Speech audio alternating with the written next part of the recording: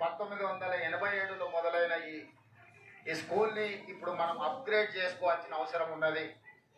ఈరోజు ప్రపంచంతో పోటీ పడే విధంగా ఎలాంటి మౌలిక వసతులు ఉండాలో దానికి సంబంధించి అన్ని రకాల ప్రతిపాదనలు తీసుకురండి. ఈరోజు ఇవే కాదు, ఎస్సీ ఎస్టీ బీసీ